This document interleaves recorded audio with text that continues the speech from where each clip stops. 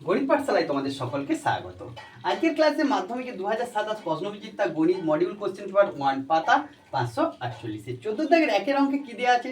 একটা ধাতুর পাত থেকে তৈরি দুটি ফাঁপা গোলকের ব্যাসের দৈর্ঘ্য যথাক্রমে 21 সেমি এবং 17.5 সেমি। গোলক দুটি তৈরি করতে যে পরিমাণ ধাতু লেগেছে তাদের অনুপাত বার করতে বলেছে।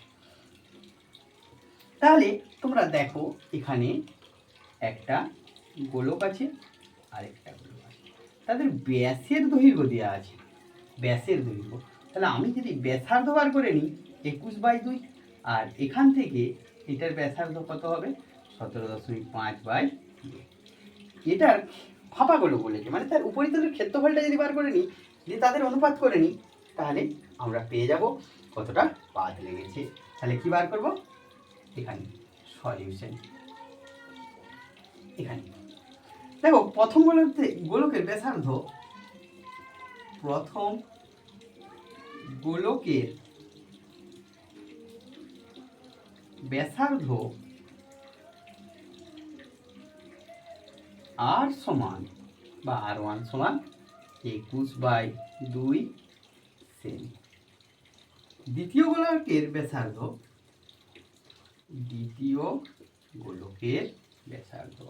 R2 সমান 17.5/2 সেমি। প্রথম গোলকের বক্রতলের ক্ষেত্রফল, কত হবে? প্রথম গোলকের বক্রতলের ক্ষেত্রফল,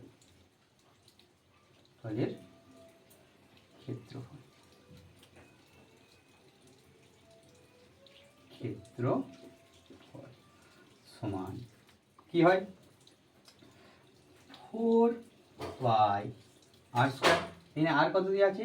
21/2 তার স্কয়ার বর্গ সেমি পেলাম। দ্বিতীয়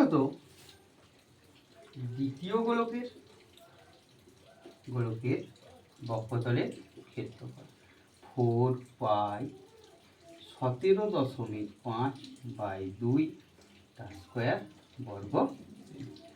অতএব প্রথম গোলকের পাত ইস্টু দ্বিতীয় গোলকের পাত, প্রথম গোলকের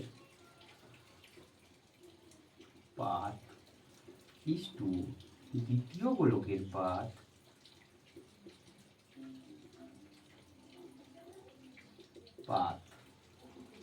সমান। দেখো তো এখানে কি আছে?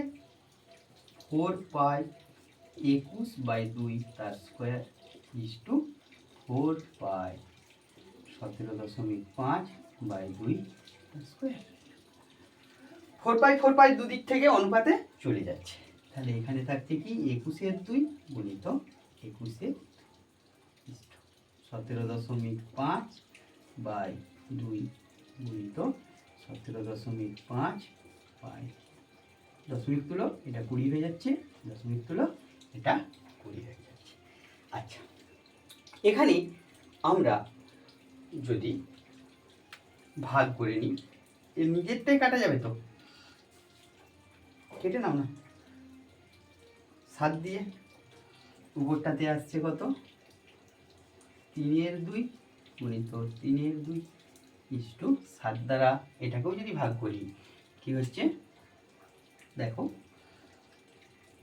175 আছে 7, মানে 25/20 গুণিত 25/20। আচ্ছা, 4 দ্বারা যদি গুণ করি, আচ্ছা, এখানে 3 গুণিত 3 ইস্টু 25/10 গুণিত 25/10, উভয় পক্ষকে 4 দিয়ে গুণ করলাম। এখানে তাহলে যদি আসে 30 গুণিত 30, 100 দ্বারা উভয় পক্ষকে গুণ করছি, 25 গুণিত 25, তাহলে আসছে কত? দেখো তোমাদের এখানে 5 দ্বারা ভাগ করলে 6 গুণিত 6, 5 গুণিত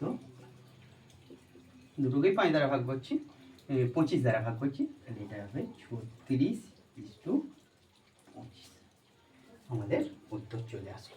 এরপরে 2 নম্বর অঙ্কতে কি দেয়া আছে আমরা একটু দেখব।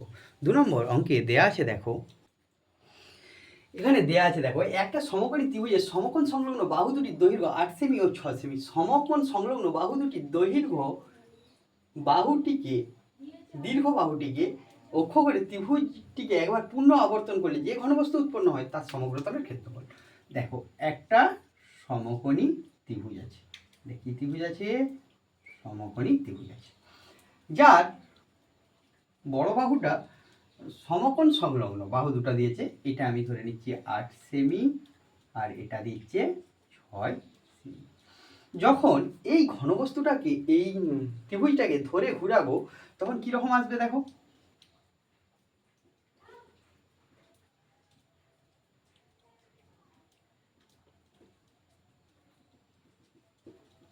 একটা ঘনক চলে আসবে, তাহলে কি চলে আসছে? ঘনক চলে আসছে। তাহলে এখানে লিখছি 8 সেমি বাহুকে অক্ষ করে ত্রিভুজটি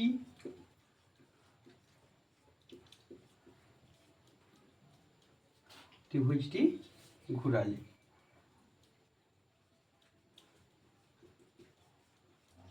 ঘনবস্তুটি শঙ্কু হবে। কি হবে? শঙ্কু, যাহার উচ্চতা 8 সেমি। এটা শঙ্কু যার উচ্চতা 8 সেমি, ব্যাসার্ধ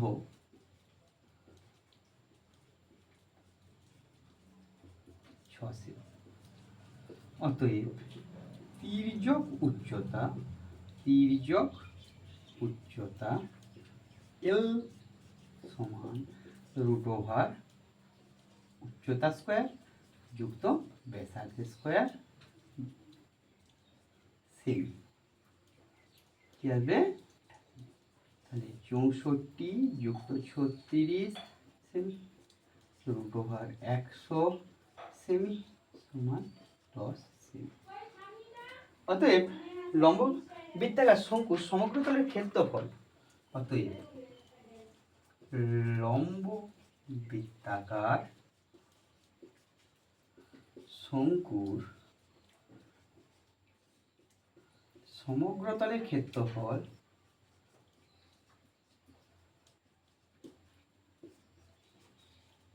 বার করতে বলেছে। সমগ্রতলের ক্ষেত্রফলের সূত্র কি হয়?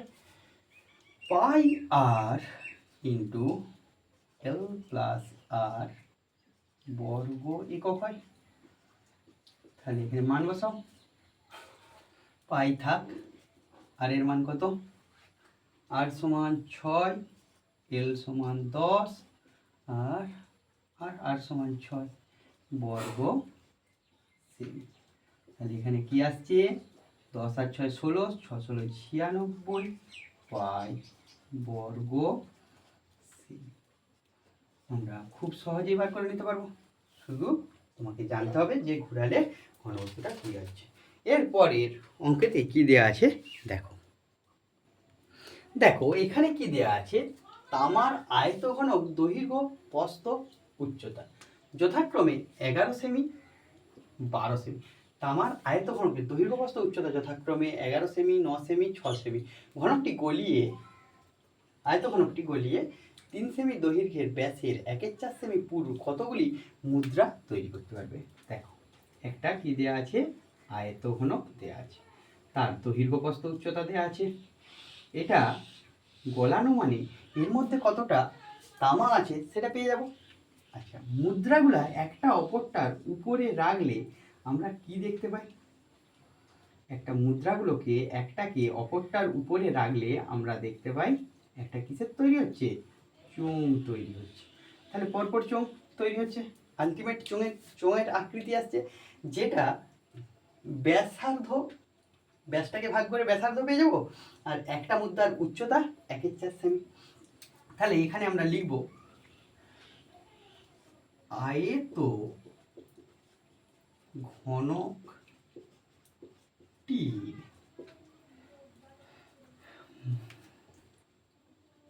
মধ্যে তামা ছিল। তার কি হবে? দৈর্ঘ্য গুণিত প্রস্থ গুণিত উচ্চতা, ঘন সেমি। এটা গুণ করার দরকার নেই, এভাবেই লিখে দেবে। আয়ত ঘনকটি এখানে তামার মুদ্রার ব্যাসার্ধ সমান 3/2, উচ্চতা